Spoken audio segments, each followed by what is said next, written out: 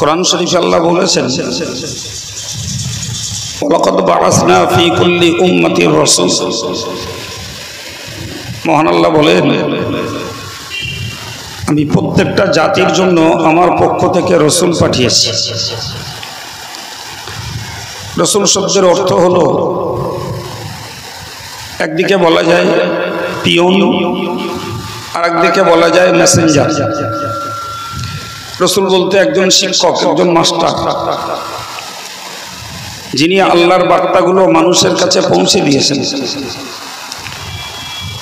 আমাদের দেশের পিয়নেরা যে কাজটা করে, পোস্ট অফিসে জমা হওয়া বার্তাগুলো, চিঠিগুলো প্রাপক যারা, তাদের কাছে পৌঁছে দেয়। তো আল্লাহ তার নবীকে একদিক দিয়ে মাস্টার বানিয়েছেন, আর একদিকে তাকে দূত বানিয়েছেন। তিনি আল্লাহর বার্তাগুলোকে আমাদের কাছে পৌঁছে দিয়েছেন। তো আল্লাহ বললেন যে প্রত্যেকটা জাতির জন্য আমি বার্তাবাহক পাঠিয়েছি। অন্য আয়াত পাকে বলেছেন, ওয়া ইন মিন উম্মাতিন ইল্লা খালা ফিহা নাযীর। পৃথিবী জুড়ে এমন কোনো জাতি, এমন কোনো সম্প্রদায় নেই যাদের মাঝে আল্লাহ ভয় দেখানো মানুষ পাঠান না।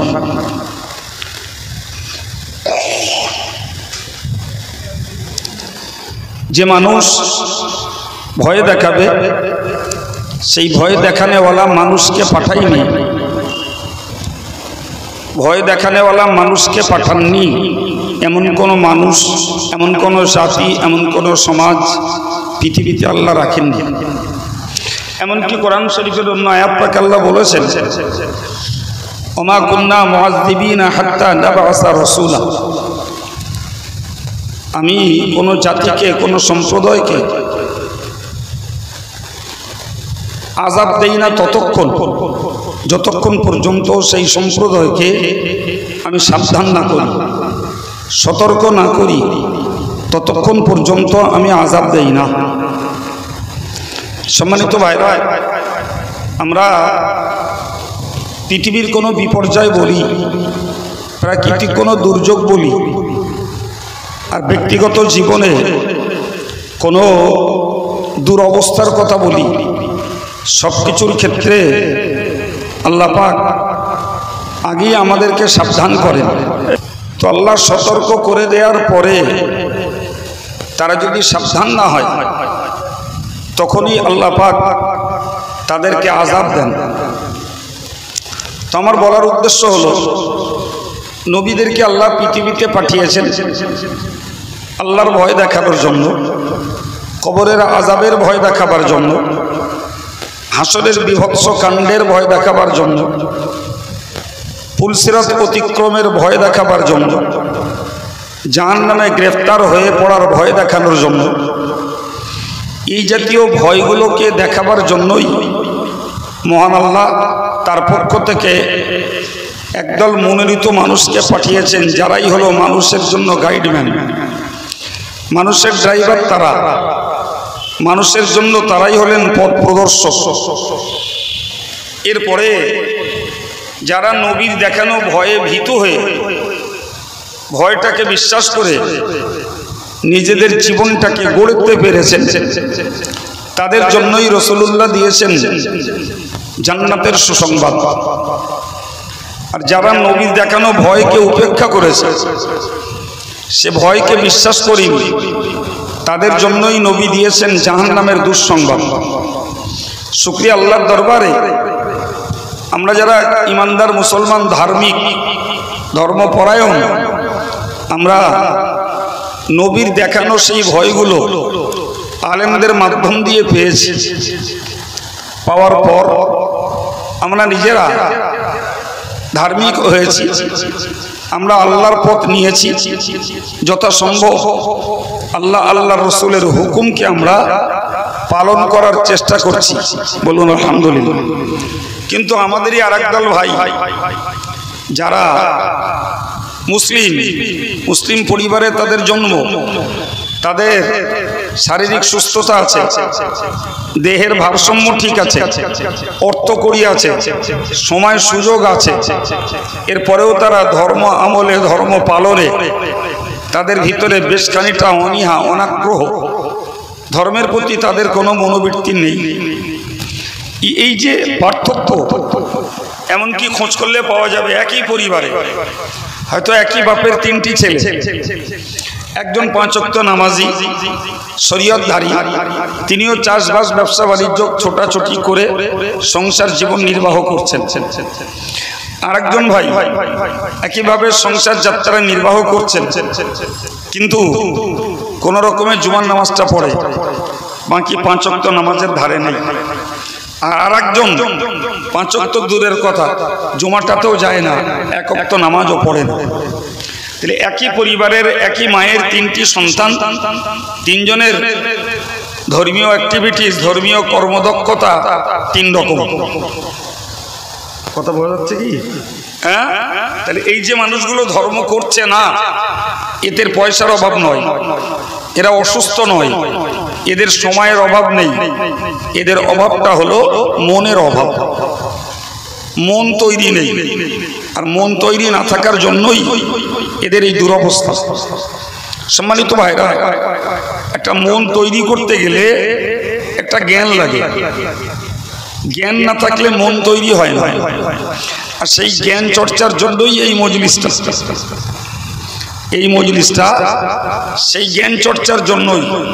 কিন্তু সেখানেও দেখা যায় ওই ধার্মিক শ্রেণীর লোকেরাই বেশি বসে, যারা ধর্ম করে না, উপরন্ত সমালোচনা করে, ধর্মবিরোধী পর্যালোচনা, আলেমের বিরোধী বিশুদ্ধার, এই জাতীয় কাজগুলো যারা করে তাদেরকে আপনি সহজে এই জাতীয় মজলিসে আদবের সঙ্গে বসে 2টি কথা শুনতে দেখবেন না।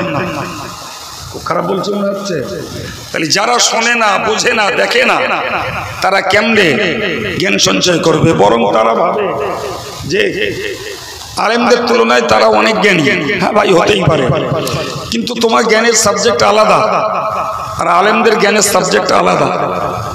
তুমি যেটা সঞ্চয় করেছো সেটাতে পার্থিব উপকার হচ্ছে, কিন্তু আলেমরা যেটা সঞ্চয় করেছে তাতে পার্থিব জীবনটাও বাঁচতেছে, পরকালটাও অর্জন হচ্ছে। সুবহানাল্লাহ বলেন। কিন্তু অন্যেরা যেটা জোগাড় করেছে তাতে কেবলমাত্র পার্থিব জীবনটা বাঁচছে, কিন্তু পরকালটা তাদের হাতছাড়া হচ্ছে। ঠিক কিনা বলেন? তাহলে পরকাল যদি হাতছাড়াই করে ফেললে বাবা, তাহলে তুমি মুসলিম বলে পরিচয় দিয়ে, তুমি আল্লাহর বান্দা বলে পরিচয় দিয়ে, নবীর উম্মত বলে পরিচয় দিয়ে তোমার সার্থকতা, তোমার কল্যাণ তুমি কি লাভ করতে পারলে?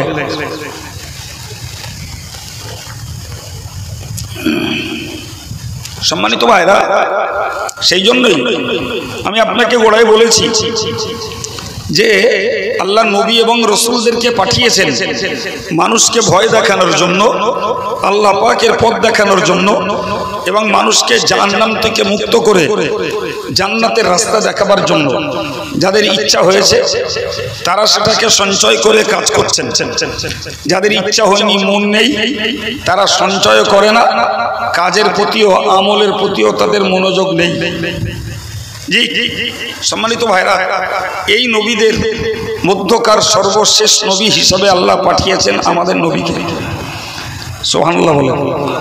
আমার নবীকে পাঠিয়ে দিয়ে নবুয়তের রাস্তাকে আল্লাহ সিল করে দিয়েছেন।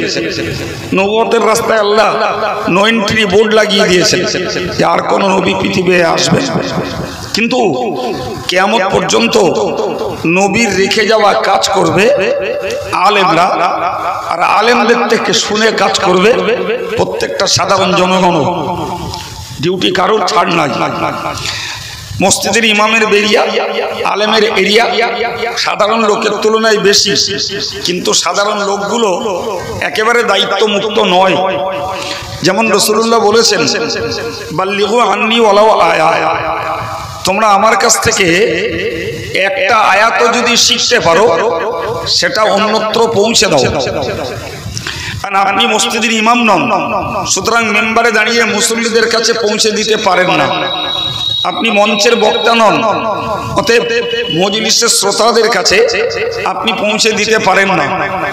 আপনি খানকার পীর নন, ফলে মুরিদদের কাছেও আপনার বার্তা পৌঁছে দিতে পারেন না। কিন্তু প্রত্যেককে ভাবতে হবে আপনি আপনার পরিবারের প্রধান, আপনার পরিবারের 2, 5টা, 7টা, 10টা যে সদস্যগুলো আছে এদের দায়িত্বশীল কর্তা ব্যক্তি আপনি। সুতরাং আপনার স্ত্রীটা ধার্মিক, আপনি দেখলেন আপনার ছেলেটা ধর্মপথে ফিরছে না, আপনি দেখলেন আপনার মেয়েটা ধর্মপথে ফিরছে না, আমি সেখানে যে হেদায়েত করতে পারবো না, মসজিদের ইমাম ডোর টু ডোর যে কথা বলতে পারবে না, কিন্তু আপনি আলেমদের থেকে যে কথাগুলো শুনছেন কিংবা মসজিদের ইমাম থেকে যে কথাগুলো শুনছেন, আপনি যদি মন করেন তাহলে আপনি সহজে আপনার পরিবারের কাছে ওই বার্তাটা পৌঁছে দিয়ে নবী পাকের ওই হাদিসটাকে আপনি আমল করতে পারেন। কথা বোঝা গেল? সুতরাং আমি এই জন্যই বলেছি আলেম আর বেআলেম, আলেম আর সাধারণ মানুষ, এই নবীর রেখে যাওয়া কাজের ডিউটি থেকে ছাড় কারণ নেই বাবা। এখন আমি যদি ডিউটি পালন না করি তাহলে কাজ নেই, আর যদি ডিউটি পালন করি যথেষ্ট দায়িত্ব।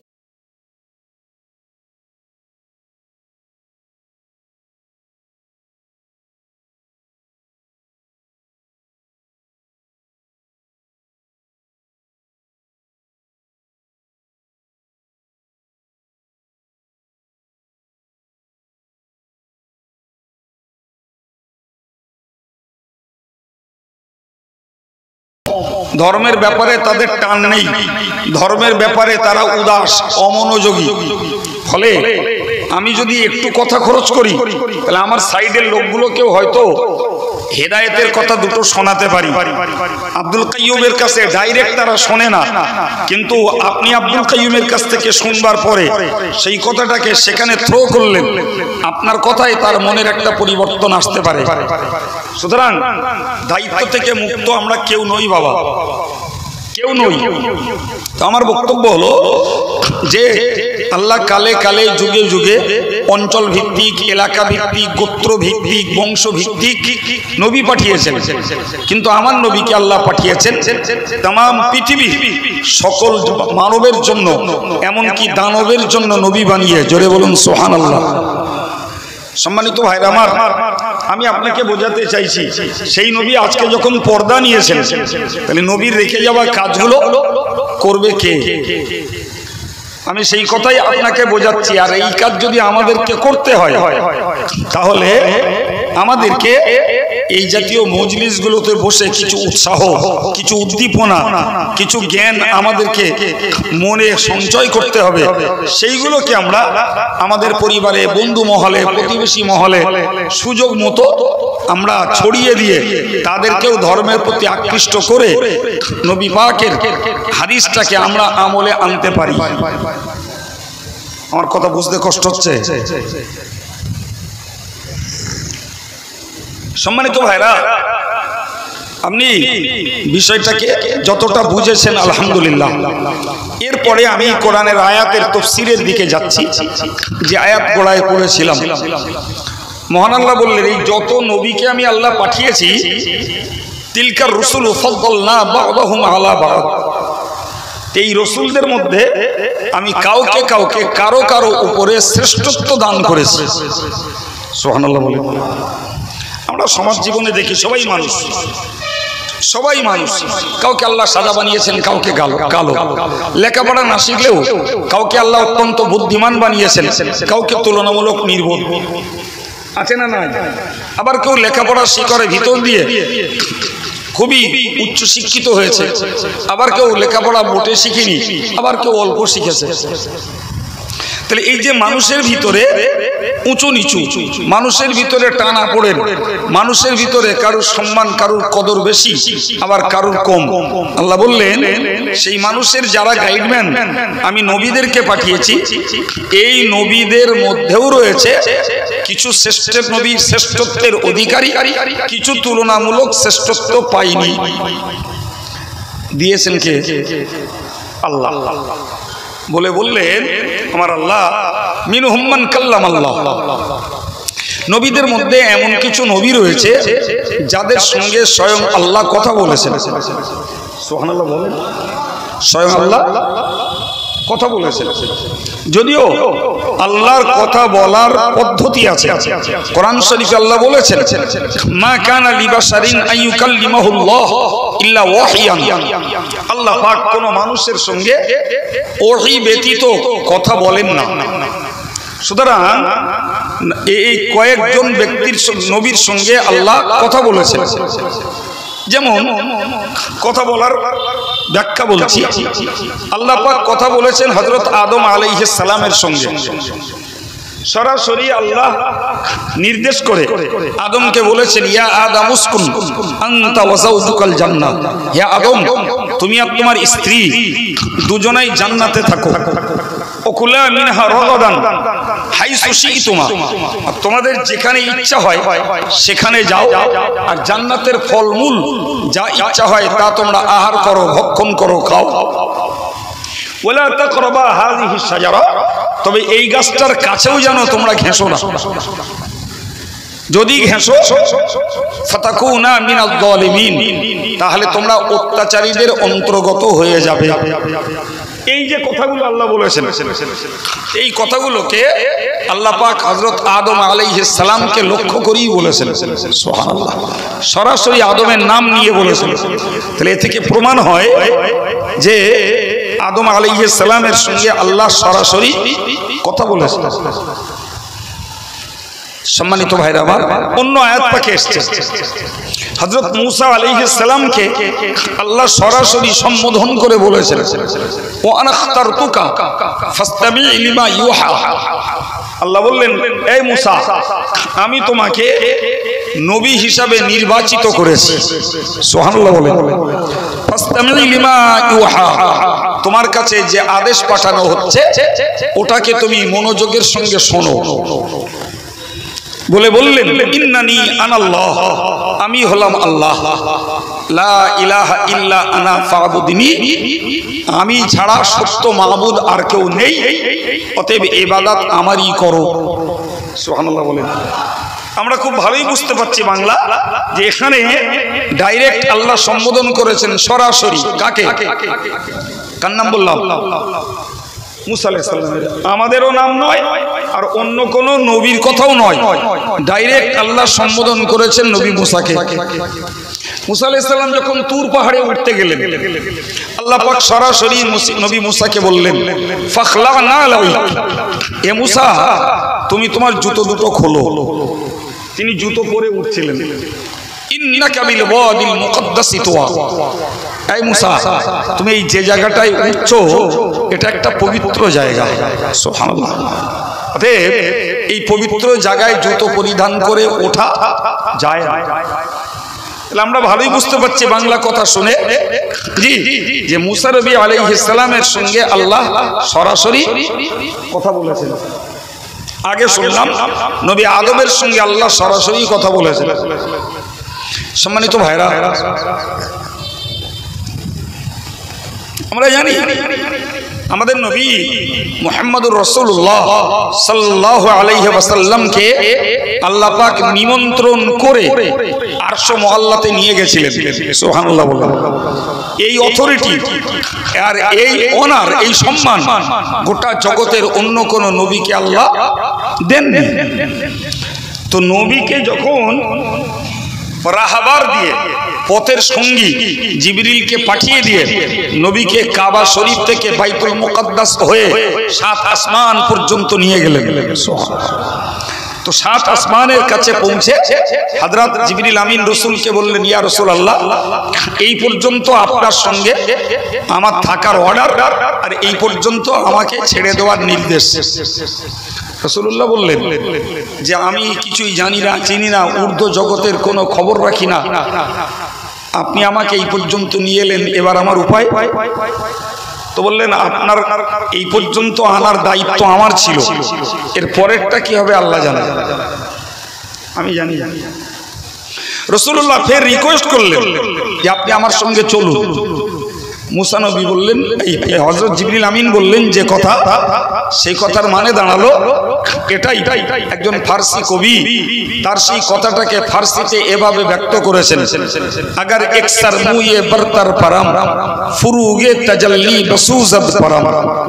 বললেন যদি আমি এই সীমানা থেকে, এই বর্ডার থেকে একটা চুলের আগা পরিমাণ জায়গা সরে যাই, আগিয়ে যাই, তো আল্লাহর নূরের তাজাল্লিতে আমি জ্বলে পুড়ে সারকার হয়ে যাব। সুবহানাল্লাহ বলেন।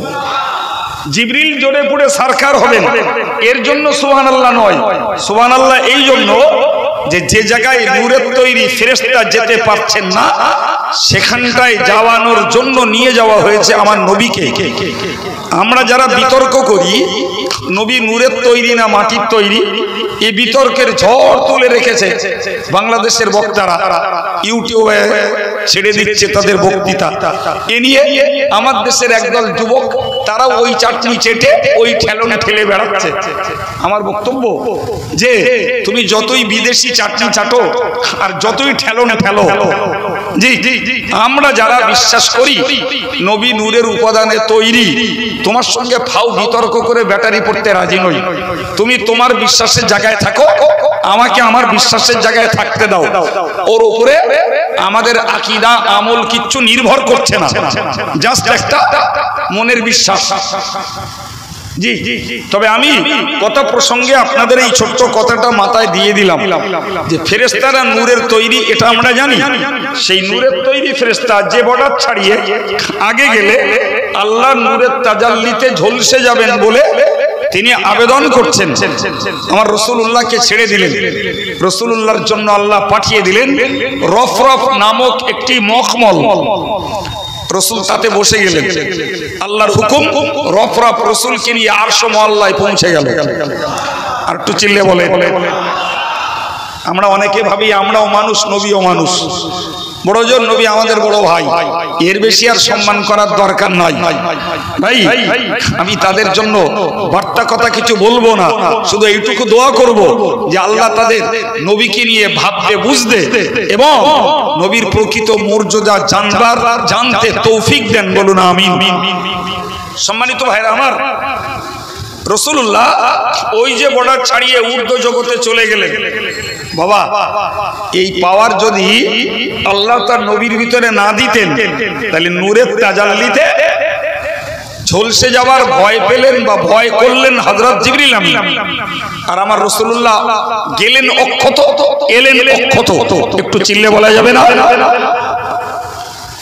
এই যে নবীর স্পেশালিটি, নবীর যে বিশেষত্ব, জি নবী পাকের জন্য যে বৈশিষ্ট্য আল্লাহ দান করেছেন, ভাই এই কথাগুলো যখন আমরা শুনি তখন স্বাভাবিকভাবে নবীর প্রতি আমাদের আন্তরিকতা, আমাদের ভক্তি, আমাদের মহব্বতের পরিমাণটা বাড়ে বই কমে না, ঠিক কিনা?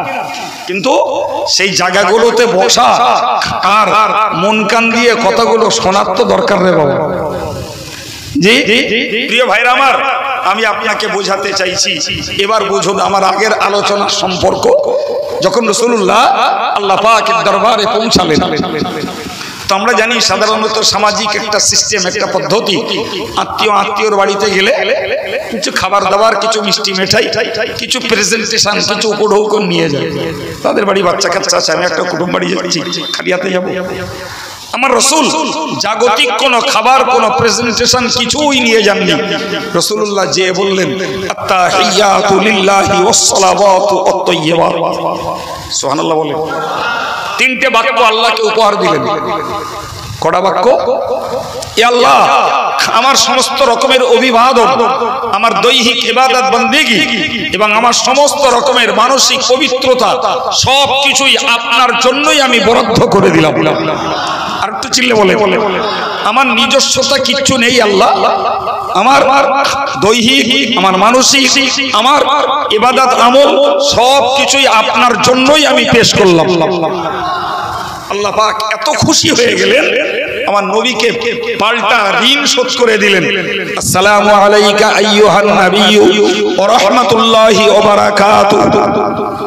আমার আল্লাহ বললেন, নবী হে, তুমি যখন তোমার সার্বিক সবকিছুই আমার কাছে পেশ করেছো, বিনিময়ে আমি আল্লাহ তোমাকে দিলাম আসসালামু আলাইকা, আমার শান্তি, ও রাহমাতুল্লাহি, আমার করুণা, ও রাহমাতুল্লাহি ওয়া বারাকাতুহু, এবং আমি আল্লাহর প্রাচুর্যতা, বরকত সবগুলোই তোমার জন্য বরাদ্দ করে দিলাম।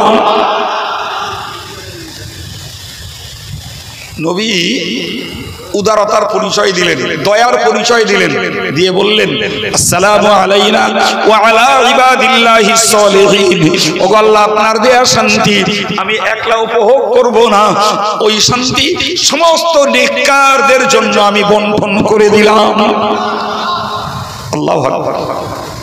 যেটা আল্লাহ তার নবীকে দিয়েছেন, ইচ্ছা করলে তো নবী একলা একলা ভোগ করতে পারতেন না? পারতেন না? নবী কাদের দিলেন? জোরে বলে। আমাদের মিন্স সকল মানুষকে ভাবলে, সকল মানুষকে ভাবলে ভুল করা হবে। শব্দই রয়েছে as-salihin, অর্থাৎ নেককার যারা, আল্লাহওয়ালা যারা, পরেজগার যারা, সৎকর্মশীল যারা, এদের জন্য নবী আল্লাহর দেওয়া সালামটাকে বন্টন করলেন। সুবহানাল্লাহ বলেন। প্রিয় ভাই, যারা নেককার নন, সৎকর্মের অধিকারী যারা নন, তারা যদি ইন ফিউচারে, ভবিষ্যতে তারাও যদি নেককার হয়, তারাও ওই সালাম, ওই শান্তির দোয়া তারাও পাবে। বুঝতে পারেন? এমনটা নয় যে নবী যে মুহূর্তে বলেছেন ওই মুহূর্তে যারা নেককার ছিল তারা পাবে। আপনি কিয়ামত যত নেককার মানুষ আসবে তারা পাবে না, এমন কথাও কিতাবে নেই বাবা। আমার মূল লক্ষ্য বলার ছিল কি, সেটা আপনারা হয়তো অনেকে হারিয়ে ফেলেছেন। সেটা হলো যে আল্লাহ বললেন রাসূলদের মধ্যে আমি একে অপরকে শ্রেষ্ঠত্ব দান করেছি। মনে আছে? কারোর উপরে কাউকে প্রাধান্য দিয়েছি। তার মধ্যে আল্লাহ বললেন কোন কোন নবীর সঙ্গে আমি কথা বলেছি। তা সেই কথা বলার নবী কারা কারা আমি দেখাতে যেয়ে আপনাকে বললাম যে আল্লাহ নবী আদমের সঙ্গে কথা বলেছেন। মনে পড়ছে? আল্লাহ নবী মুসার সঙ্গে কথা বলেছেন, আল্লাহ আমার রাসূলের সঙ্গে কথা বলেছেন। সুবহানাল্লাহ। কিন্তু এই তিনজন নবীর কথা বলার পর্যায়টা বুঝুন। আল্লাহ আরশ থেকে কথা বলেছেন নবী আদমের সঙ্গে, ধরে নেন নবী তখন জান্নাতে। নবী তখন জান্নাত, সাত আসমানের ঊর্ধ্বে, আর আমার আল্লাহর আরশ তার তুলনায় কল্পনাতীত ঊর্ধ্বে। তাহলে দূরত্বটা কম না বেশি? বলেন বেশি। মুসা নবীর সঙ্গে আল্লাহ কথা বলেছেন, তখন মুসা নবী দুনিয়ার পাহাড় তুর পাহাড়ে অবস্থান করছিলেন। কোথায় বাবা? তুর পাহাড়ে আল্লাহ পাক কথা বলেছেন। তাহলে এটারও ব্যবধান কম নয়। কিন্তু আমার নবীর সঙ্গে যখন আল্লাহ কথা বলেছে, তখন কোরআনে আল্লাহ বলেছেন ফাকানা কাবা কাউসাইনি আও আদনা। আমার নবীর সঙ্গে আল্লাহ কথা বলেছেন দুই ধনুকের দূরত্বের ব্যবধানে। জোরে বলুন। দুটো ধনুককে যদি জোড়া হয় তাহলে বড় জোর ফুট 3 হবে। তা দুই ধনুকের ব্যবধান মানে কত সন্নিকট। মাঝখানে শুধু কিছু পর্দা, পর্দার একদিকে আমার আল্লাহ আর একদিকে আমার রাসূলুল্লাহ। এত ঘনিষ্ঠ ভাবে আল্লাহ তার নবীর সঙ্গে কথা বলেছেন। এ থেকে বুঝতে পারা যায় তিনজন নবীর সঙ্গে আল্লাহ কথা বললেও আমার নবীর সঙ্গে কথা বলেছেন সব থেকে নিকট দিয়ে। এই জোরে বলুন, সব থেকে নিকট থেকেই কথা বলেছেন। এ থেকে বুঝতে পারা যায় আমার নবী আমার আল্লাহ পাকের কাছে অত্যন্ত ঘনিষ্ঠ। জি প্রিয় ভাই, এরপরে যদি আমি বলি, আমার আল্লাহ বললেন আমি ওই সমস্ত নবীদের মধ্যে কিছু নবীকে সম্মান উঁচু করে দিয়েছি। কিছু নবীর সম্মান। দেখুন আমাদের একটা দায়িত্ব আছে, দায়িত্ব মানে একটা বিশ্বাস থাকতে হবে। সেটা হলো কি, লা নুফাররিকু বাইনা আহাদিম মির রাসূলি। আমরা কেউ একজন নবীর তুলনায় আর একজন নবীকে পার্থক্য করতে পারি না। মানুষ হিসাবে আমাদের মধ্যে মানুষের একটা মৌলিক মর্যাদা আছে না নাই? সুতরাং কেউ কোন মানুষের সঙ্গে পশুর আচরণ করতে পারে না। এর মধ্যে জ্ঞানে গুণে সাধনায় যারা উন্নত হয় তাদেরকে মানুষ স্পেশাল ভাবে আলাদা ভাবে একটা মর্যাদা দেয়। কথা বলেন না কেন? তাই বলে আরেকজন মানুষ জ্ঞান কম, সাধনা কম, গুণ কম, তাই বলে আপনি তার সঙ্গে পশুর মতন আলোচনা আচরণ করবেন, এই অধিকারটা নাই। সুতরাং নবীদের ভিতরে একে অপরের মাঝে মর্যাদার কম বেশি থাকতে পারে, কিন্তু মৌলিক তেনারা যে নবী, এই নবী হিসাবে আমাদেরকে কারোর সঙ্গে কাউকে পার্থক্য করা যাবে। নবী নবী নবী নবী, কিন্তু যে মর্যাদাটা আল্লাহ দিয়েছেন সেটা তো আমাদের বলতে আর শুনতে আর বিশ্বাস করতে দোষ নেই আছে, ওটা তো আমরা দিচ্ছি। ওটা কে দিয়েছে? আল্লাহ দিয়েছে।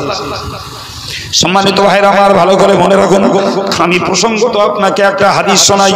সহিহ বুখারীর একটি হাদিসে উল্লেখিত রয়েছে, প্রিয় নবী সাল্লাল্লাহু আলাইহি ওয়াসাল্লাম হাদিস শরীফটিতে কয়েকটি কথা জানিয়েছেন।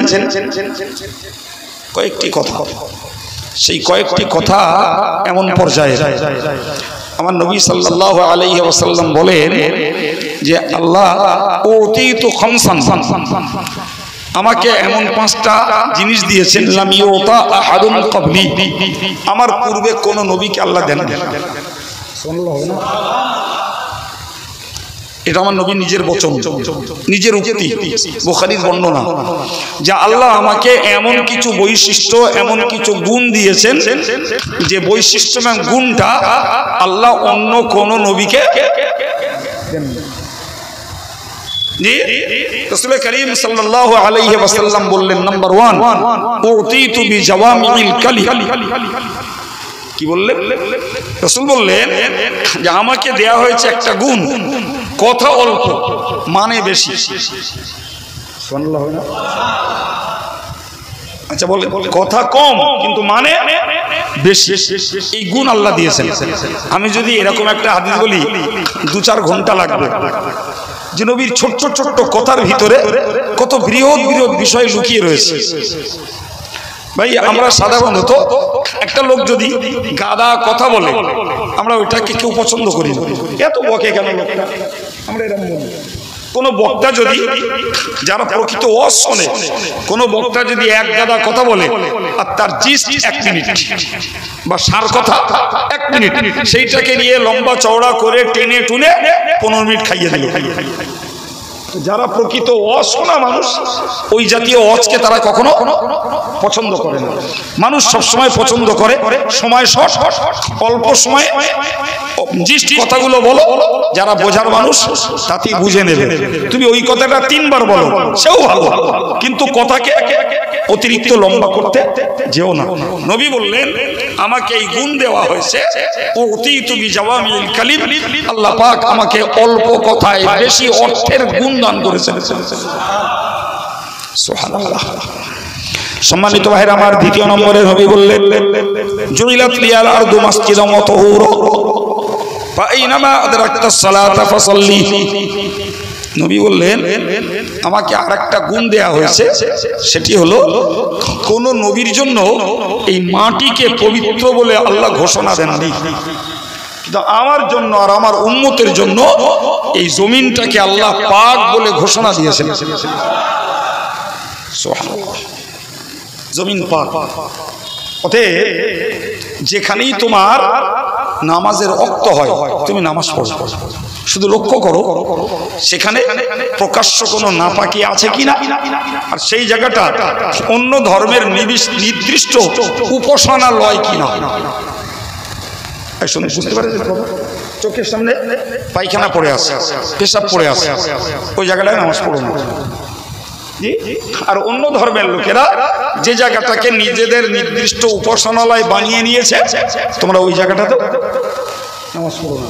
এই কথা অনুযায়ী আমরা গোয়াল ঘরে, ছাগলের খোঁড়ে কিংবা গরু জবাইয়ের জায়গায়, এই জায়গাগুলোতে আমরা নামাজ পড়তে পারি, কারণ ওগুলো নাপাক জায়গা। ঠিক আছে, আর আমরা কোনো মন্দিরে যেয়ে, কোনো গির্জায় যেয়ে, কোনো গুরুদ্বারে যেয়ে নামাজ পড়তে পারি না, কারণ ওগুলো তাদের নির্দিষ্ট উপাসনার জায়গা বানিয়েছে তারা। এছাড়া তাম পৃথিবীর জায়গাটা পবিত্র। সুবহানাল্লাহ। জানেন এটা আমাদের জন্য আল্লাহ দেওয়া কত বড় অবদান। 2 মিনিট শুনলে বুঝবেন। আগেকার যুগে নবী এবং নবীর উম্মতদেরকে ইবাদত করতে নির্দিষ্ট ইবাদত খানায় যেতে হতো। কথা শুনছেন? নির্দিষ্ট। আচ্ছা বলেন তো, ওই হুকুমটা যদি আমাদের জন্য জারি থাকতো, তাহলে আপনারা তো সাধারণ মানুষ, আমার মতো আলেম মওলানা বক্তা হুজুর পীর সাহেব আর পীরজাদা, এদের যে কেতনা নামাজ কাজা হতো তারই আপনার ছিল। আপনি মাঠে কাজ করছেন, নামাজের সময় হয়েছে, বাড়ি আসতে 1 কিলোমিটার আসতে হবে, আপনি আলিতে নামাজ পড়ে নেন, কিচ্ছু নেই আপনার কাছে, ওই মাটিতেই নামাজ পড়ুন। এই অনুমতি, এই অবদান আল্লাহ উম্মতে মুহাম্মাদীকে দিয়েছেন। আপনি 1 হাঁটু পানিতে কাজ করছেন, সেখানেই নামাজের রক্ত হয়ে গেছে, ফিরে আসার পরিস্থিতি নেই এক্ষুনি, আপনি 1 হাঁটু পানিতে দাঁড়িয়ে নামাজ পড়ুন। আপনি পানিতে সেজদা করতে পারবেন না, রুকু যথাযথ করুন, সেজদা আপনি হাতের উপরে করুন, আপনার নামাজ আদায় হয়ে যাবে। তবে সুযোগ থাকতে ওটা চলবে, যেখানে অনন্য উপায়, কোনো পরিস্থিতি নেই। জি, তাহলে উম্মতে মুহাম্মাদীদের জন্য এই যে অবদান দিয়েছেন আমার নবীর খাতিরে, এটা আমার আল্লাহর একটি মস্ত বড় নিয়ামত, একটি অবদান। সুবহানাল্লাহ। সম্মানিত ভাইরা আমার, পূর্বে নবীদের জন্য তায়াম্মুম করার হুকুম ছিল না, তায়াম্মুমের হুকুম ছিল না, কিন্তু আমাদের জন্য আল্লাহ মাটিকে বানিয়েছেন। তহুর শব্দের অর্থ হলো পবিত্রকারী। তহুর মানে কি বলেছি? পবিত্রকারী। তাহলে মাটি নিজেও পবিত্র, অন্যকেও পবিত্র করে দেয়। কাদের জন্য? ভাই আমাদের গোসল ফরজ হলে গোসল করতে হয়, এটা একটা পাক পবিত্রতা। আর উজু নেই, আমি নামাজ পড়বো, উজু করতে হয়। এখন ডাক্তারবাবু আমাকে নিষেধ করেছেন পানি স্পর্শ করা যাবে না, কিংবা এমন জায়গায় পানি আছে, পানি আনতে গেলে শত্রুর ভয় আছে, আমার কাছে পানি আছে, উজু করলে খাওয়ার পানি শেষ হয়ে যাবে, অথবা পানি পয়সা দিয়ে কিনতে হবে, আমার কাছে পয়সা নেই, কিংবা আমি এমন নাপাক হয়েছি যে আমার জন্য পানি ব্যবহার করার কোনো উপায় নেই, অথচ আমি নাপাক। এমনকি মনে রাখুন, আমার দেশের লোকেরা এটাকে জানে না বলে প্রচুর নামাজি লোকেরাও ভুল করে বসে, আমাদের জর্জারি হয়, অনেকে হসপিটালাইজড হয়। তো তারা কি ভাবে বলেন তো, গোসল হয়নি কদিন, কিংবা উজু করতে পারছি না, হুজুর কেমনে নামাজ পড়ি? আরে বাবা, তুমি একটা মাটির দলা কাছে রাখে, তুমি দাঁড়াতে পারছো না, বসো, বসতে পারছো না, শুয়ে পড়ো, মাটির দলাটাই হাত ঘষো, একবার হাত মারো, মেরে মুখমণ্ডলটা বসা করো, আর একবার হাত মারো, এই ঠিক এইভাবে, এইভাবে, এরপরে এই 2 আঙুল দিয়ে এই হাতটা এইভাবে, এরপরে এই 2 আঙুল দিয়ে, তুমি পবিত্র। সবাই মিলে আরেকবার বলেন, তোমার নামাজ কাজার অনুমতি নেই, তুমি পৃথিবীর কোথায় আছো? আপনি জানেন হাজিরা হজ করতে যায়, প্রচুর হাজিদের ফ্লাইট থাকে নামাজ কাজার টাইম, এখান থেকে যখন উঠেছে নামাজ পড়ার সময় হয়ে যায়, আর সৌদিতে যে এখন নামছে তখন নামাজের রক্ত শেষ। কথা শুনতে পাচ্ছেন? এই হাজিগুলো কি করবে? যাচ্ছে তো একটা ফরজ আদায় করতে, আদায় করার পথে আর একটা ফরজ কাজা করবে। এই জন্য প্রত্যেকটা হজ এবং উমরাকারীকে কাছে মাটি রাখতে হয়। তুমি মাটি রাখো, মাটি রেখে তুমি তায়াম্মুম করো। ফ্লাইটে উজু করার ব্যবস্থা নেই, তুমি তায়াম্মুম করো, করে তুমি কেবলাটাকে নির্ণয় করো। আর এখনকার যুগে কেবলা নির্ণয় করা সহজ হয়েছে কম্পাসের মাধ্যমে, গুগলসের কম্পাস ডাউনলোড করলেই কেবলা দেখে নেওয়া যায়। কথা বুঝে আসছে? তুমি কেবলামুখ হও, নামাজ পড়ো। এখন ধরে নেন কেউ কেবলা ঠিক করতে যেয়ে ভুলই করেছে, কিন্তু নিজে ভাবনা চিন্তা করেছে যে আমি পশ্চিম দিকেই যাচ্ছি, অতএব এই দিকেই কাবা, আমি সিটে বসে আছি, আল্লাহু আকবার, আমি কত নামাজ পড়েছি, কথা বুঝতে পারিনি। কিংবা পশ্চিম দিক থেকে আমি পূর্বের দিকে আসছি, আমার ভারতের দিকটা কাবা থেকে পূর্ব দিকে আমি আসছি, আমাদের নামাজের রক্ত হয়েছে। তো আমার নিজস্ব সিটেই, আমার সিট আমার দখলে, ইয়ারস ওখানে কিছু বলবে না, আমি পূর্ব দিকে ফিরলাম, খরচটা আদায় করে নিলাম। বিশ্বাস করুন, চোখের সামনে দেখেছি শত শত হাজিকে নামাজ কাজা করতে, আমার চোখের সামনে দেখেছি। আমি কি চিল্লাবো না? আমার কাছের মাটিটা সবার দিয়ে বেড়াবে সম্ভব? এগুলো সম্পূর্ণ অজানার ভুল, জানলে এই ভুলগুলো মানুষ করতো না।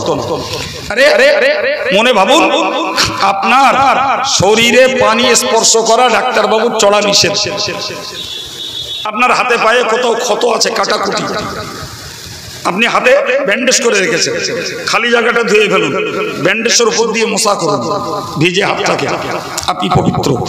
আপনার গোসল ফরজ হয়েছে, আপনি উজু করতে পারছেন না বিধায় আপনার ফরজ নামাজ যাবে, জোহরের নামাজ যাবে, এই সর্বনাশ করবেন না।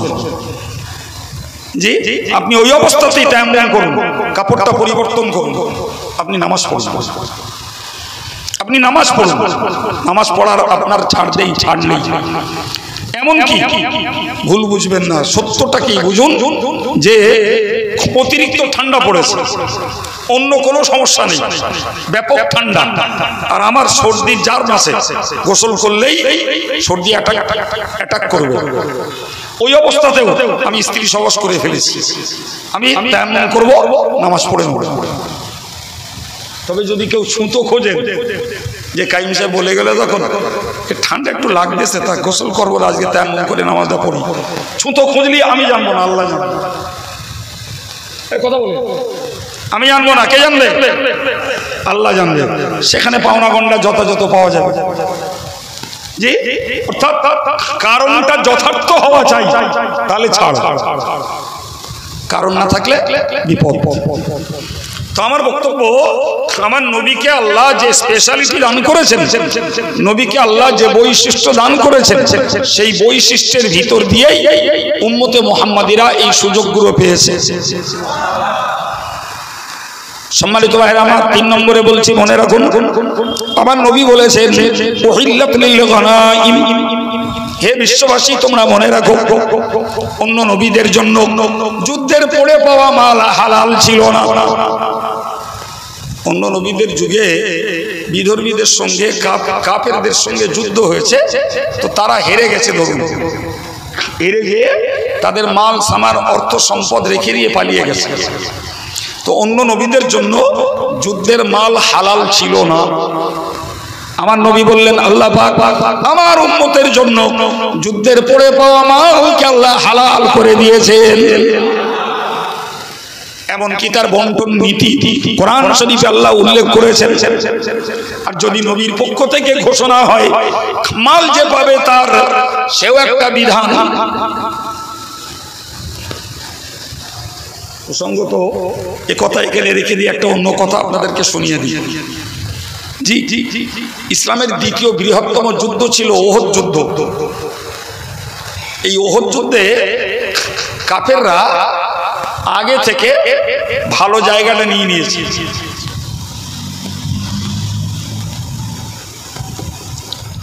আলহামদুলিল্লাহ। কাফেররা কোন দিক নিয়েছে বললাম, আর নবীর দিকটা ছেড়ে দিয়েছে যেদিকে পাহাড়ি গিরিপথ আছে, 2 পাহাড়ের মাঝখানের পথকে গিরিপথ বলা হয়। সে পথটা মাটির মতন সমান না, উঁচু নিচু আছে তার মধ্যেও। এমন একটা পথ ছেড়েছে যে কাফেররা ওই পিছন দিক দিয়ে আক্রমণ করতে পারে। শুনতে পাচ্ছেন? আমার রাসূল ছিলেন যুদ্ধ কৌশলে অত্যন্ত দক্ষ, সুবহানাল্লাহ। জীবনে যুদ্ধ করেননি, কিন্তু কৌশলগত দিকটা নবী অত্যন্ত বুঝতেন। এই হিকমত আল্লাহর দেওয়া। তিনি ময়দানের পরিস্থিতি দেখেই হযরত আব্দুল্লাহ ইবনে জুবাইর রাদিয়াল্লাহু আনহুর নেতৃত্বে 50 জন সাহাবীকে দিলেন, বললেন তোমরা এখানে দাঁড়াও, ওই গিরিপথটায়, তোমাদের যুদ্ধের ময়দানে যুদ্ধ করতে হবে না, এখানে দাঁড়াও। এবারে যুদ্ধের ময়দানে নবী সেনা নিয়ে নামলেন। প্রথম মুহূর্তেই কাফেররা মুসলমানদের কাছে চরম বিপর্যস্ত হলো, বিপুল মার খেলো। মার খেয়ে ধরুন এই ময়দান, এই দিকটা নবীর জায়গা, ওই দিকটা কাফেরদের, কাফেররা এবার ওদিক দিয়ে পালিয়ে চলে যাচ্ছে, কাফেররা চলে যাচ্ছে। কাফেররা যখন ময়দান ছেড়ে দিয়েছে তখন মুসলমানরা ওই যুদ্ধের পড়ে থাকা মাল কুড়াচ্ছে। বুঝা গেল, যেহেতু হালাল কুড়াচ্ছে। এই 50 জন যারা গিরিপথে দাঁড়িয়েছিলেন এদের এখন চিন্তা হয়েছে ওই মাল যারা কুড়াচ্ছে, রাসূল যদি বলে যে কুড়িয়েছে তার মাল, তাহলে তো আমরা পাবো না। মাথায় ঢুকছে কথা?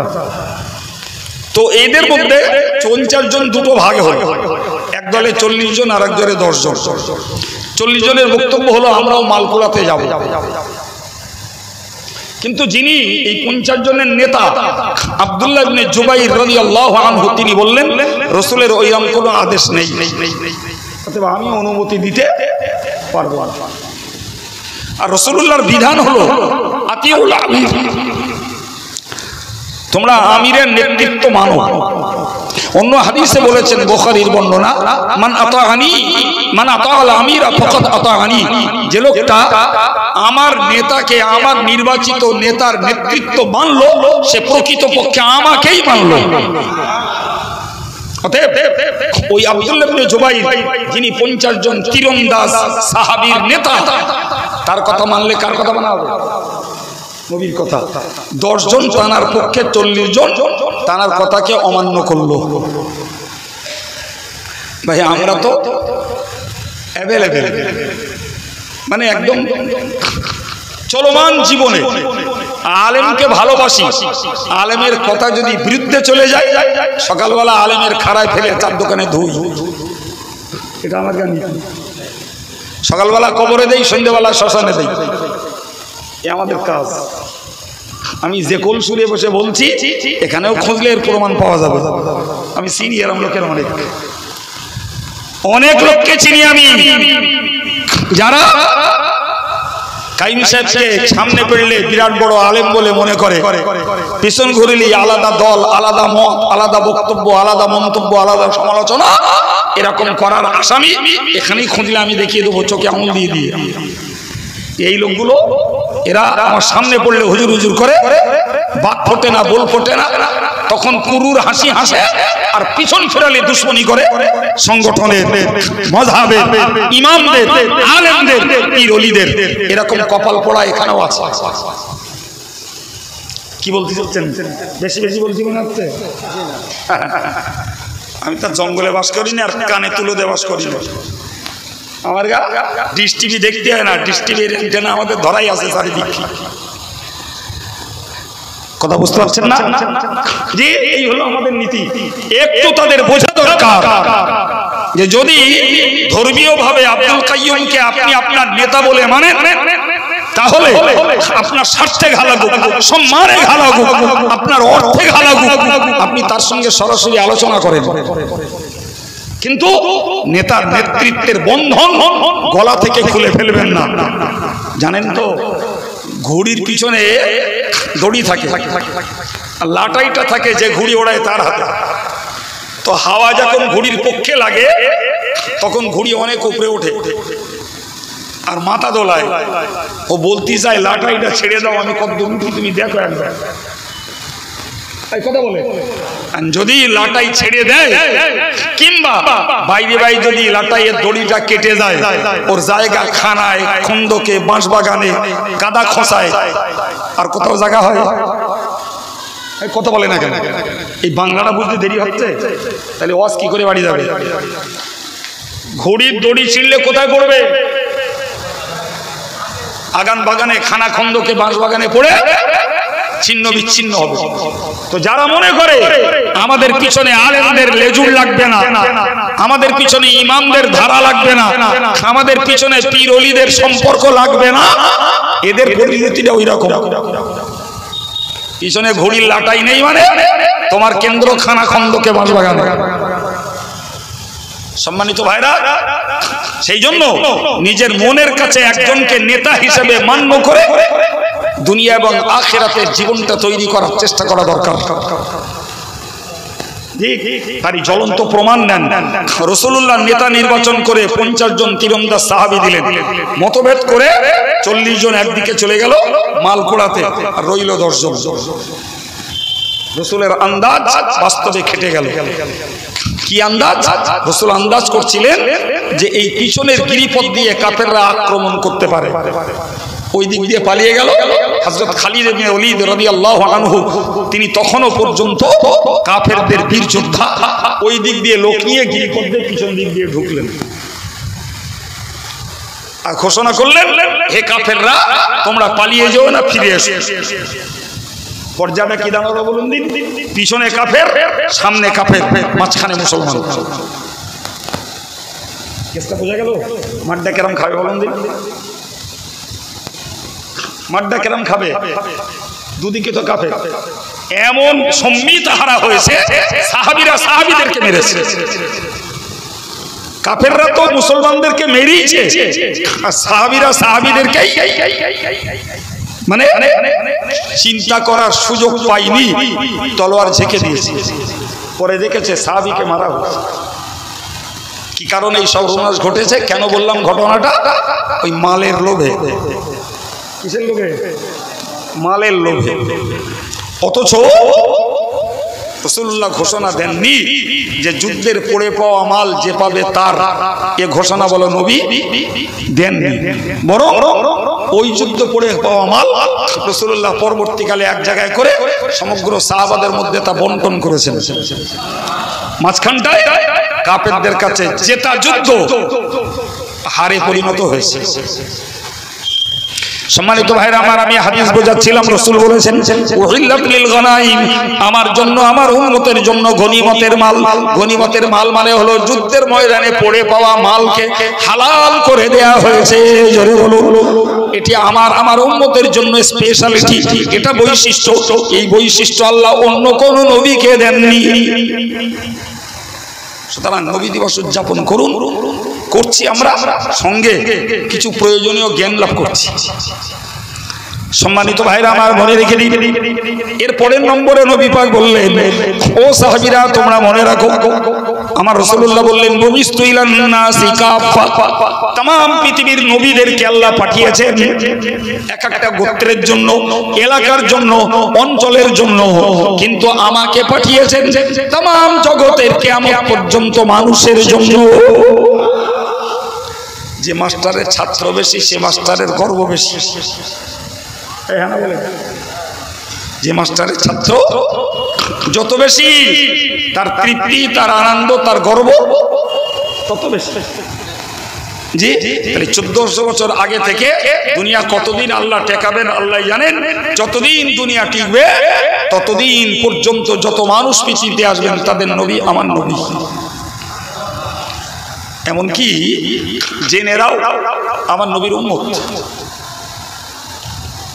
জি, কোরআন শরীফে আল্লাহ বলেছেন, বিসমিল্লাহির রহমানির রহিম, কুল উহিয়া ইলাইয়া আন্নাহু ইসতামা নাফারুম মিনাল জিন। ওগো নবী, তুমি মানুষকে বলে দাও, উহিয়া ইলাইয়া, আমার কাছে আল্লাহর আদেশ নাজিল করা হয়েছে, এবং শুধু নাজিল করা হয়েছে ওই নয়, ওই আদেশকে ইসতামা নাফারুম মিনাল জিন, জিন জাতির একদল শুনেছে। তখন প্রথম অবস্থা জিন জাতিরা আমার নবীর কাছ থেকে কোরআন পড়া শুনলো। সুবহানাল্লাহ। শোনার পরে বলল, ইন্না সামি'না কুরআনান আজাবা, আমরা শুনতে পেয়েছি একটি আশ্চর্যজনক পড়া যার নাম আল কোরআন, ইয়াহদি ইলা রুশদ, যে কোরআন মানুষকে সতের দিকে আহ্বান করছে, সৎ পথ দেখাচ্ছে, ভালো পথ চেনাচ্ছে। এটাই হলো কোরআন শরীফের বৈশিষ্ট্য। একবার জোরে বলুন সুবহানাল্লাহ। জেনেদের এই মন্তব্যের পরে জেনেরা নিজেরাই বলল, ফাআমান্না বিহি, আমরা ওই কোরআনের উপরে ঈমান নিয়ে এলাম এবং আল্লাহর প্রতি ঈমান নিয়ে এলাম এবং এই মুহাম্মাদের প্রতি আমরা ঈমান নিয়ে এলাম। ওয়ালা নুশরিক বিরাব্বিনা ওয়ালা নুশরিকা বিরাব্বিনা আহাদা, আমরা কখনো আমাদের রবের সঙ্গে কাউকে পার্টনার বানাবো না, কাউকে তার সঙ্গে শরীকদার বানাবো না। আয়াত প্রমাণ করে জেনেরা আমার নবীর কাছ থেকে কোরআন শুনে ঈমানদার হয়েছে। সুবহানাল্লাহ বলে। এবং সেই ঈমানদার না, বরং তারা স্বীকৃতি দিল যে আমরা আমাদের আল্লাহর সঙ্গে কাউকে শরীকদার বানাবো না। সম্মানিত ভাইরা আমার, সুতরাং রাসূলুল্লাহ তার নবুয়ত প্রাপ্তির পর থেকে শুরু করে কিয়ামত পর্যন্ত যত মানুষ আসবে তাদের সকলের নবী তিনি, সকলের নবী তিনি। এই বৈশিষ্ট্য কারণ না, কারণ কাউকে দেন না। রাসূলুল্লাহ বলেছেন, আনা আকসারু তাবাঈন ইয়াউমাল কিয়ামাহ, কিয়ামতের দিন আমি হলাম সবথেকে বেশি মানুষের অনুসরণীয় ব্যক্তিত্ব, মানে আমার অনুসরণকারী সর্বাপেক্ষা বেশি। হাদিস শরীফে তার পরিমাণ বলা আছে, तमाम জগতের নবীদের উম্মতের সংখ্যা যা, আমার নবীর একলা উম্মতের সংখ্যা তাই। কথাটার পরিধি বুঝতে পারছেন? কি পরিধি বলেন? এক লক্ষ ভিন্ন মতে 2,23,999 জন পয়গম্বরের উম্মতের সংখ্যা যত, আমার একলা নবীর উম্মতের সংখ্যা আলহামদুলিল্লাহ বলে। জি জি জি প্রিয় ভাইরা আমার, তাহলে আমার নবীর স্পেশালিটি, আমার নবীর মর্যাদা, আমার নবীর বৈশিষ্ট্য অন্যদের তুলনায় আল্লাহ বেশি দিয়েছেন না কম? আমার আল্লাহ পাক নবী বলেছেন, ও সাহাবীরা তোমরা মনে রাখো, উম্মতে মুসলিমা তোমরা মনে রাখো, ওতীতু বিশফাআত, আমাকে কিয়ামতের ময়দানে শাফাআতে কুবরা অর্থাৎ বড় ধরনের সুপারিশ করার অনুমতি আল্লাহ দিয়েছেন, যেই সুযোগ অন্য কোন নবীকে আল্লাহ দেননি। শাফাত দু প্রকার, একটাকে বলা হয় শাফাআতে সুগরা, আর একটাকে বলা হয় শাফাআতে কুবরা। মুখস্থ হয় কি দেখুন দিন, একটা কি বলেছি? আচ্ছা আর একবার বলি, এবার একটু মন দিয়ে করুন, হয়ে যাবে। একটাকে বলা হয় শাফাআতে সুগরা, আমটাকে বলা হয় শাফাআতে কুবরা। কঠিন তো না, সহজ শব্দ মনে হচ্ছে। শাফাআতে সুগরা বলা হয় পার্সোনাল, ব্যক্তিগতভাবে নবী কারো সুপারিশ করেছেন, এটাকে বলা হয় ছোট শাফাআত। ব্যক্তিগত আমরা আল্লাহ হেফাজত করুন, ঈমান নিয়ে পাপ করে কেউ যদি মারা যায়, কি বলেছি বাক্যটা বলুন,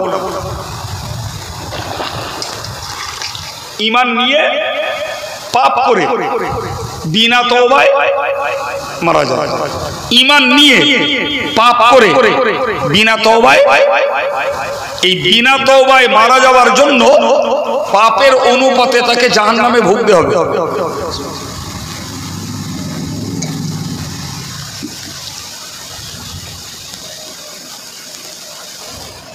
কথা বোঝা গেছে বাবা?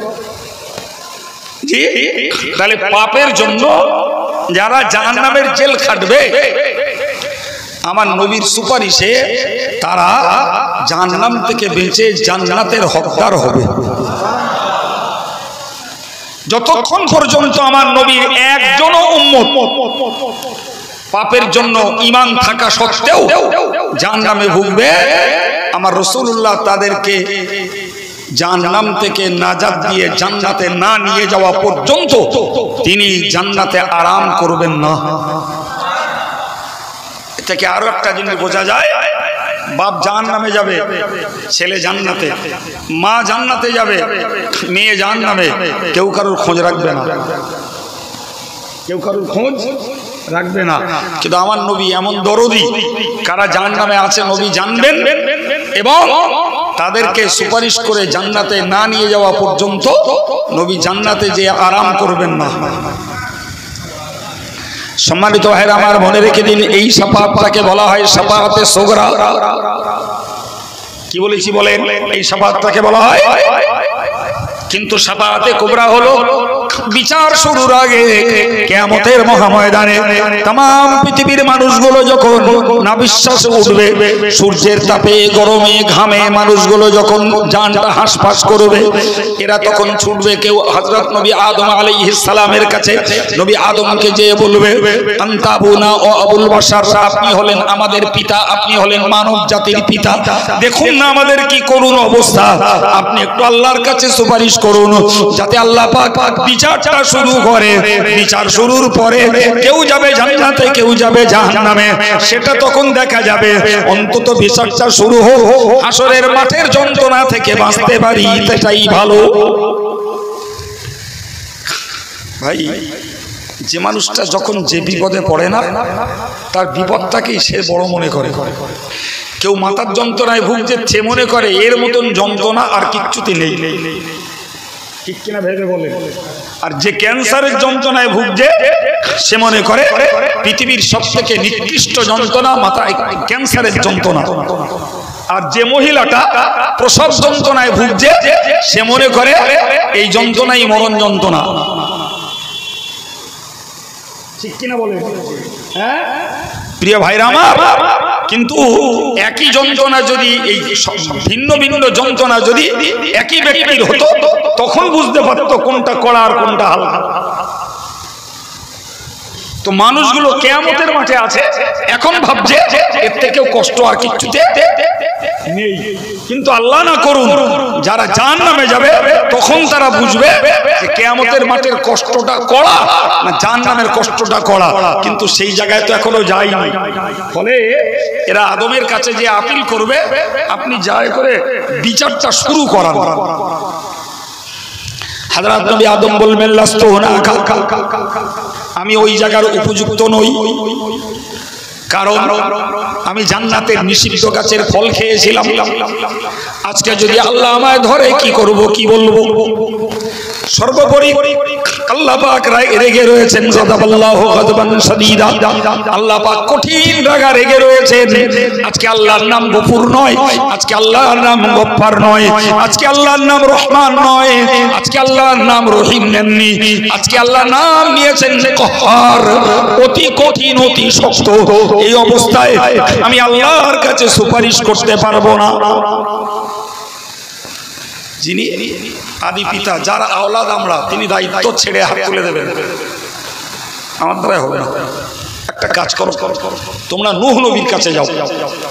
নূহ নবী বিশ্বমাঝে আল্লাহ পাকের শরীয়তধারী নবী, তার দ্বারাতেই প্রথমত ইসলামী শরীয়ত আল্লাহ চালু করেছিলেন। সুবহানাল্লাহ। এবং শুধু ওই নয়, নবী নূহের আর এক নাম হলো আদম সানি, তিনি হলেন দ্বিতীয় আদম। তার মানে হলো নূহ নবীর প্লাবনের সময় গোটা বিশ্ব ধ্বংস করেছিলেন আল্লাহ, মানব জাতিকে সলিল সমাধিস্থ অর্থাৎ পানিতে ডুবিয়ে মেরেছিলেন। তারপরে নতুন করে মানব প্রজন্ম আবার বৃদ্ধি পেয়েছে। আদমের সময় যেমন মানব প্রজন্ম বেড়েছিল, নূহ নবীর প্লাবনের পরে নতুন করে আদম সন্তান আবার বৃদ্ধি পেল। সম্মানিত ভাইরা আমার, এই জন্যই নবী আদম, নবী নূহকে বলা হয় দ্বিতীয় আদম। প্রিয় ভাই, নবী নূহের কাছে যাবে, নূহ নবী বলবেন একই কথা, আমার পক্ষে সম্ভব নয়, আমি সুপারিশ করতে পারবো না।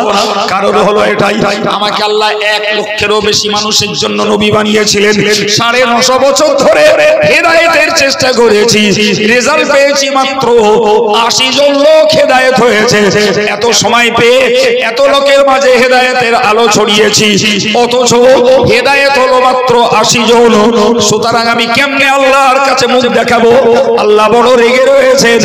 আজকের দিনে আমার আল্লাহর কাছে সুপারিশ করার মতো সাহস নাই। নূহ নবীও দায়িত্ব ছেড়ে দেবে। ইব্রাহিম আলাইহিস সালাম ওয়া খলিলুন, তোমরা নবী ইব্রাহিমের কাছে চলে যাও। তিনি হলেন আল্লাহ পাকের দোস্ত, আল্লাহ পাকের বন্ধু। আল্লাহ তার খাল্লাত অর্থাৎ বন্ধুত্বকে গ্রহণ করেছে। যাও, তিনারা যাবেন। তিনারা মানে আমরা, ওই কিয়ামতের ময়দানে আমরাও গিয়ে বলবো আপনি আল্লাহর খলিল, আল্লাহ আপনাকে বন্ধু রূপে মেনে নিয়েছেন, আপনি মিল্লাতা আবিকুম ইব্রাহিম, আপনি মুসলিম জাতির পিতা। সুবহানাল্লাহ। ভারতীয় কালচারের কাছে মহাত্মা গান্ধী জাতির পিতা। কি বলছেন? জাতির পিতা কেডা? সারা ভারতবর্ষে সমস্ত এডুকেটেড পারসন, শিক্ষিত ব্যক্তিরা জানে জাতির পিতা ji Mahatma Gandhi is the father of nation. Mahatma Gandhi জাতির পিতা। আমার আল্লাহ কোরআনে শেখালেন জাতির পিতা ইব্রাহিম। জাতির পিতাকে তো এই গুণগুলো আমরা যে নবী ইব্রাহিমকে বলবো, বলবো আপনি একটু সুপারিশ করুন, অন্তত আল্লাহ বিচারটা শুরু করুন। নবী ইব্রাহিম বলবেন, একইভাবে বলবেন আমার পক্ষে সম্ভব নয়, আমার পক্ষে সম্ভব নয়, আমার তিনটে বিষয়ে আমি টেনশনে আছি, আমি চিন্তায় আছি। তিনটি বিষয় সংক্ষিপ্ত বলছি। তেনার জীবনে এমন তিনটি কথা বলেছেন, কথা তিনটি তিনি সত্য বলেছেন, কিন্তু লোকে উল্টো বুঝেছে। নাম্বার 1, তার কওমের লোকেরা একসময় মেলায় যাচ্ছিল, ওনাকে ডাকলো মেলায় যাওয়ার জন্য। ফাকালা ইন্নী সাকিম, উনি বললেন আমি দুর্বল, আমি অসুস্থ। ওরা বুঝলো নবী ইব্রাহিম দেহে অসুস্থ, আর উনি বোঝালেন আমি মনের দিক দিয়ে ওই জায়গায় যেতে দুর্বল, কারণ আমি তো এক আল্লাহর পূজারী। নাম্বার 2, হযরত নবী মুসা, হযরত নবী ইব্রাহিম আলাইহিস সালামের জীবনের আরেকটি ঘটনা। ওরা গেল মেলায়, উনি ওদের কাবায় রক্ষিত মূর্তিগুলোকে ভাঙলেন, আর ভেঙে বড় মূর্তিটার গলায় কুরুলটা ঝুলিয়ে দিলেন। ওরা মেলা থেকে ফিরে এসে দেখলো মূর্তিগুলো সব ভাঙা, একটা মূর্তি আসতো তারই গলায় কুরুল ঝোলানো। ওরা বলা বলি করলো যে এ কাজ কেউ করিনি, এ কাজ করেছে ওই ছেলেটা, যার নাম ইব্রাহিম। জি হযরত ইব্রাহিমকে ডাকা হলো সমাজের মাঝে। উনি এসে বললেন যে এই যা দেখছি এ সম্ভবত ফালাহু কাবীরুহুম হাযা, এই বড়টার কাজ হতে পারে। কি বলেছে? ভেঙেস কেডা? কি বললেন? ফাসালুহু ইন কানু ইয়ানতিকুন, বড়টা করেছে কি করেনি ওর কাছে জিজ্ঞাসা করো, কথা বলতে পারে তা বলুক, কেডা ভেঙেছে ওদের। ওরা কথা বলতে পারে। এই যে নবী ইব্রাহিম আলাইহিস সালাম চাতুরতার সঙ্গে, হিকমতের সঙ্গে কথা বলেছেন, যেটা মিথ্যাও বলেননি আবার সত্যও বলেননি। তিনি যদি ডাইরেক্ট সত্য বলতেন আমি ভেঙেছি, তাহলে তো তাদের কাছে তাকে মার খেতে হতো। ভাঙিনি, একবারও বলিনি। তিনি বললেন সম্ভবত বড়টার কাজ হতে পারে, একবার তোমরা পারো তা জিজ্ঞাসা করে নাও। উনি জানেন এরা কথা বলতে পারে না, বলে কথাও বলতে এরা পারে না, জিজ্ঞাসা করার কথা বললে ওরা লজ্জা পাবে, জিজ্ঞাসাও করতে পারবে না। এই যে নবী ইব্রাহিম একটা চাতুরতার কথা বলেছেন, ওনার চিন্তা কিয়ামতের দিনে যদি আল্লাহ আমার ধরে বলে যে তুমি কেন এই ঘোরানো কথা বললে, আমি কি জবাব দেব? 3 নম্বর, উনি যখন নিজের স্ত্রীকে নিয়ে তিনি যখন মিশরে গেলেন, ফিলিস্তিনে গেলেন, তো মিশরের ফিলিস্তিনের যিনি বাদশা, সে ছিল অত্যন্ত যৌন লোলুপ এবং ব্যভিচার আসক্ত। যত সুন্দরী মেয়ে তার দেশে যেত সবাইকে কনভিন্স করে তিনি তার সঙ্গে অপকর্ম করতেন। নবী ইব্রাহিম যাওয়ার পথে যখন শুনলেন তখন তিনি টেনশনে পড়লেন কি করবেন। তবে ওই বাচ্চার একটা রুচিবোধ ছিল, যদি স্ত্রীর সঙ্গে থাকতো তাহলে অপকর্ম করত, বোন থাকলে করত। নবী ইব্রাহিম যখন ওদের কাছে ধরা খেলেন, তাকে জিজ্ঞাসা করা হলো মাম্মা কাহাদি, তোমার সঙ্গে এই মেয়েটাকে, উনি বললেন হিয়া উখতি, এটা আমার বোন। তো সঙ্গে ছিল কে? জোরে বলেন কে ছিল? ছিল স্ত্রী। বললেন কি? মুহাদ্দিসরা বলেছেন এই যে তিনি বোন বলে আখ্যায়িত করেছেন, এই বোন বলার ব্যাখ্যা হলো এটাই, তাম পৃথিবী জুড়ে তখন ইব্রাহিম মুমিন, আর তার স্ত্রী সারা তখন হলেন একমাত্র মুমিনা। তো ইমানদার ভাই বোন, সুবহানাল্লাহ, ইমানদার। তাহলে গড়া সম্পর্কে যদিও স্ত্রী, কিন্তু ইমানি সম্পর্কে দুজন ভাই বোন। ওই দিকে লক্ষ্য করে তিনি বোন বলেছেন এবং রীতিমতো ওই বাচ্চার অত্যাচারের কবল থেকে রক্ষা পেয়েছেন। কিয়ামতের দিনে তার টেনশন হলো, তোমার সঙ্গে তোমার স্ত্রী ছিল, তুমি কেন তোমার বোন বললে? আমরা সুবি সাহেব, দরবেশ সাহেব, হাজ সাহেব, মৌলভী সাহেব, মুফতি সাহেব, পীর সাহেব, জি, আর সাধারণ সাহেব স্বার্থে পড়লি মিথ্যা কথা বলতে এক বিন্দু কম করি না, সরাসরি। আর নবী ইব্রাহিম সত্যিকারের মিথ্যা বলেননি, তিনি হিকমত এবং চতুরতার কথা বলেছেন। তার এখন কিয়ামতের দিনের টেনশন যে আমি পারবো না, যদি আল্লাহ আমার ধরে, তুমি এই ঘোরানোর কথা কেন বললে? আমার গা সাহস নবী ইব্রাহিম নবীর থেকেও বেশি, আমরা এলাজ হবে মিথ্যা কথা বলি, একবারও আমার ভয় লাগে। কি গো বার্তা বলছি নাকি? নবী ইব্রাহিম হাত তুলে দেবেন, আমি পারবো না। তোমরা এক কাজ করো, নবী মুসার কাছে যাও। নবী মুসার কাছে যাবে, মুসাকে যে বলবে আনতা কালিমুল্লাহ, হে আল্লাহ, নবী মুসা আল্লাহ আপনার সঙ্গে কথা বলেছেন, সুতরাং আল্লাহর কাছে আপনি কত না প্রিয়, অতএব আপনার কাছে আমাদের দাবি আপনি একটু আল্লাহর কাছে আপিল করুন, আল্লাহ যাতে বিচারটাকে শুরু করেন, আপিলটা করুন। হযরত মুসা বলবেন আমি পারবো না, আমার দ্বারা সম্ভব না। কেন? ওনার জবাব হলো এটাই, উনি একদিন রাস্তা দিয়ে যেতে যেতে দেখছিলেন ওনার দলের একজন মুসলমান ফেরাউনের দলের একটা কাফের দুটো ঝগড়া করছে। এখন এই যে ঝগড়া বাঁধাচ্ছে, ওনার দলের লোকটা ওনাকে দেখতে পেয়ে ওনার কাছে সাহায্য চাইলো। মুসা নবী অত্যন্ত রাগী ছিলেন, ব্যাপক রাগী ছিলেন, যেই তার দলের লোকেরা লোকটা সাহায্য চেয়েছে, ফাওয়াকাযাহু মুসা ফাকাদা আলাইহি, তাকে যে একটা ঘুষি মেরেছে আর এক ঘুষির ওসিলায় লোকটা মারা গেছে।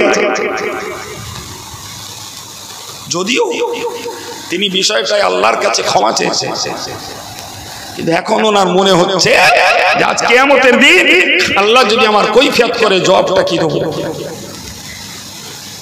শুনতে পাচ্ছেন কথা? আমরা মার্ডার করে দিলেও ভয় লাগে না এমনি, আর তিনি তো মার্ডার করার জন্য মারেননি, মেরেছিলেন একটা ঘুষি, আর উতি যে মরবে এটা তো সাধারণ হিসাবও না। অতএব আমি পারবো না, তোমরা নবী ঈসার কাছে যাও। ঈসা নবীর ওদিকে আর এক ঘটনা ঘটে রয়েছে। ঈসা নবী বলবেন আমি পারবো না, আল্লাহ রেগে রয়েছেন, আমার দ্বারাই সম্ভব নয়। তোমরা কেন সম্ভব নয় তার ব্যাখ্যা দিতে গিয়ে তিনি বললেন যে আমার অবর্তমানে, আমার পরে আমার কওমের লোকেরা খ্রিস্টান জাতি, তারা আমার মাকে খোদা জ্ঞানে পুজো করেছে, আমাকে খোদা মনে করে পুজো করেছে। আল্লাহ যদি আমায় কৈফিয়ত করে তোমার উম্মতেরা কেন তোমাকে খোদা বলে পুজো করলো, এর জবাব আমি দিতে পারবো না। এই ভয়ে আমি আল্লাহর কাছে মুখ তুলতে পারবো না। চলে যান প্রত্যেকটা গির্জায়, যে দেখুন একধারে ওদের ভাষায় যীশু খ্রিস্টের ছবি, আর এক ধারে মা মেরির ছবি। ওদের পাওনা গুন্ডা, দাবি দাওয়া, ঘ্যান ঘ্যানানি, প্যান ঘ্যানানি, সব সেই পাথরের প্রতিমূর্তি সেখানে দাঁড়িয়ে দাঁড়িয়েছে। আমাদের অনেক সুযোগ আছে। আর একদিকে যান, জি, আর একদিকে চিন্তা, ভাই ধন দেয় একজন, জ্ঞান দেয় একজন, বিদ্যা দেয় একজন, সম্পদ দেয় আর একজন। গণেশের পুজো দিলে টাকা পাওয়া যায়, লক্ষ্মীর পুজো দিলে ধান পাওয়া যায়, সরস্বতীর পুজো দিলে বিদ্যা পাওয়া যায়, কিছু বলে না। ঠিক বলছি না ভুল বলছি? হে মুসলমান, আপনার কি ওই সুযোগ আছে?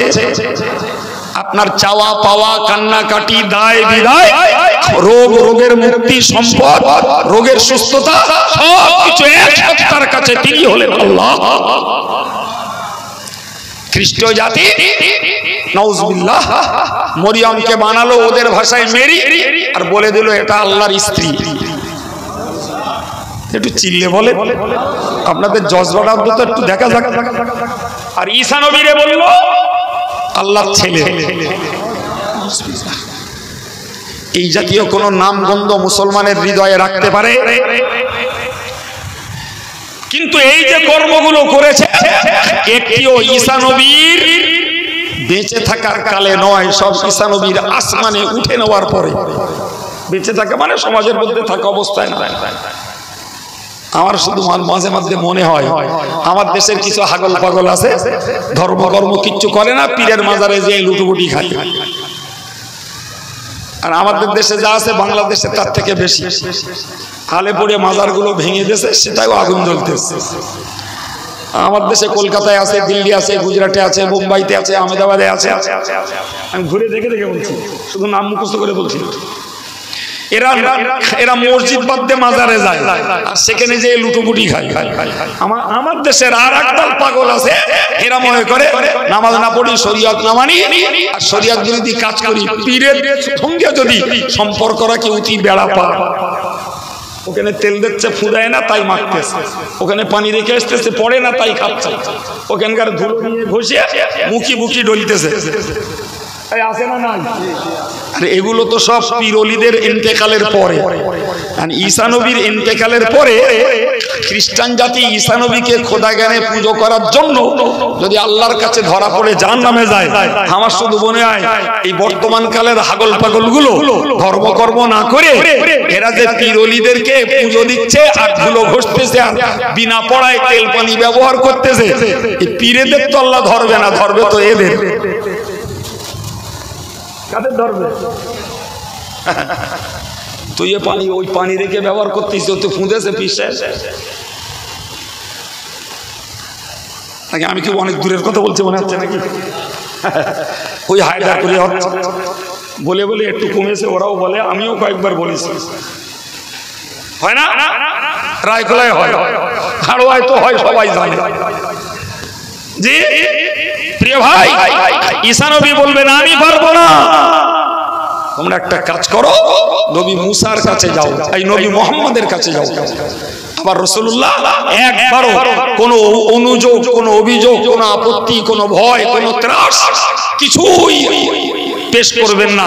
মানুষগুলো বলবে সরাসরি উনি মাকামে মাহমুদের সিজদায় পড়বেন। হুজুর বলেছেন ফাখারু সাজিদান, আমি সিজদায় পড়ব, ওয়াব কি আমি কান্নাকাটি করব। অন্য বর্ণনায় এসেছে রাসূলুল্লাহ 40 বছর 40 দিন পর্যন্ত কাঁদবেন। এই কাঁদবার পরে আমার আল্লাহ বলবেন ইরফা রাসাক, ও নবী তুমি তোমার মাথা তোলো, সালতোতা কি চাইবার আছে চাও, তোমার চাওয়াকে তোমার দাবিকে পূরণ করা হবে, তোমার চাহিদাকে দেওয়া হবে।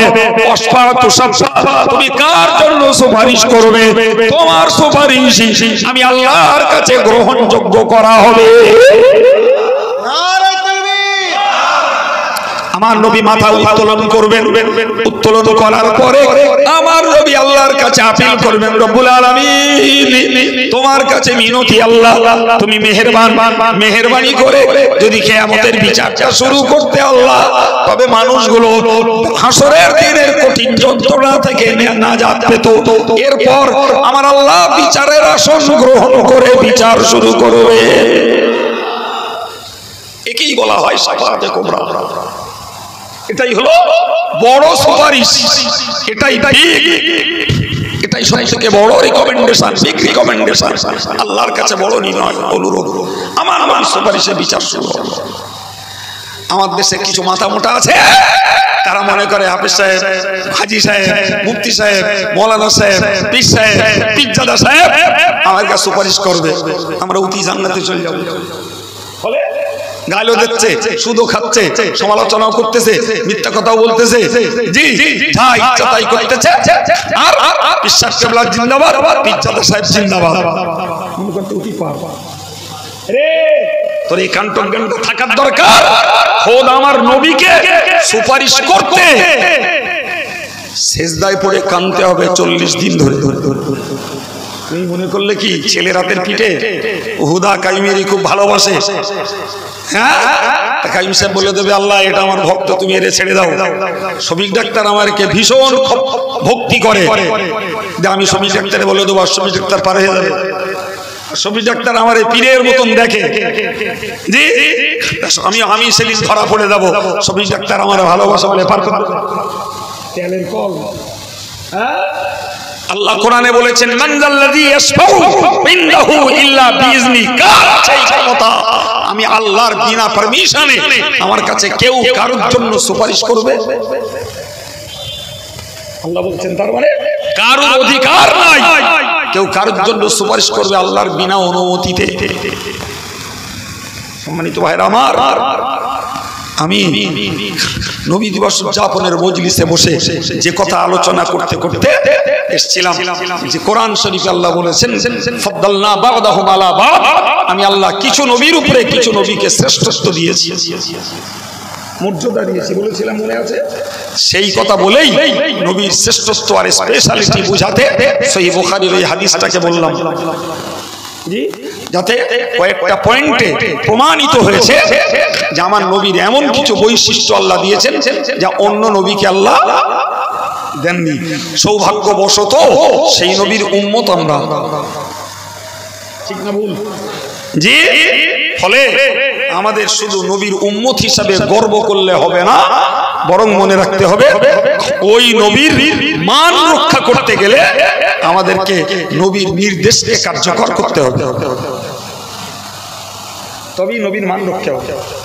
আমি নবীর কথা অগ্রাহ্য করব আর শ্রেষ্ঠ নবীর উম্মত বলে দাবি করব, ভাই দাবি আর কাজ দুটো একরকম না হলে সে দাবি বৃথা। আমি বিদায় নেব বাবু, ওমা আলাইনা ইল্লাল বালাগ। আসসালামু আলাইকুম।